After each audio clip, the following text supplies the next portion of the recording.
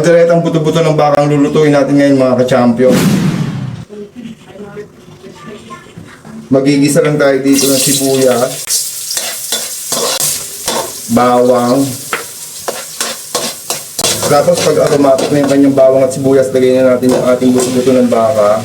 Minarinate na natin yan sa toyo at kalamansi. Tapos takpan lang natin, hayaan lang natin siya magtubig. Tapos babantuan natin siya ng tubig. Tapos pwede na rin natin siyang timplahan ng pampalasa gaya ng asin, pamintang durog, konting asukal para balanse, oyster sauce. Tapos halu-haluin lang natin. Takpan lang natin ulit hanggang sa lumambot siya. Pag medyo malambot na yung karne niya at naghihiwa-hiwalay na siya, pwede na natin ilagay itong ating tomato sauce.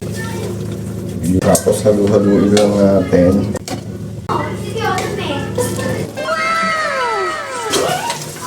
Yan, mukhang malambot na siya. Malambot na siya, pwede na natin ilagay itong ating carrots at kamote. Kamote nilagay ko hindi patatas. Depende na sa inyo kung gusto niyo ng patatas. Mas masarap ito mga ka-champion kung may liver spread po. Kaya medyo maalat yun, bawas-bawas tayo sa alat. Kaya hindi ko nilagyan ng liver spread po. Hindi kumpleto ang kaldereta natin kung walang mali. Lalagyan natin siya ng dinurog na mali. Yan.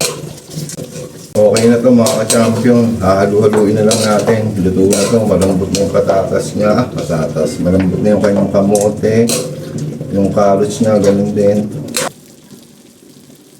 Hinahin natin yung karne niya kung malambot na talaga siya.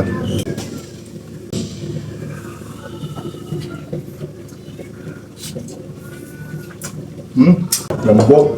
Tapos yung kamote. Tapos ito naman yung kamote niya. Malit pa. Ang sarap.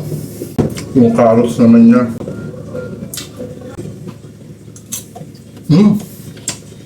Sarap! Champion! Tara, kain na tayo!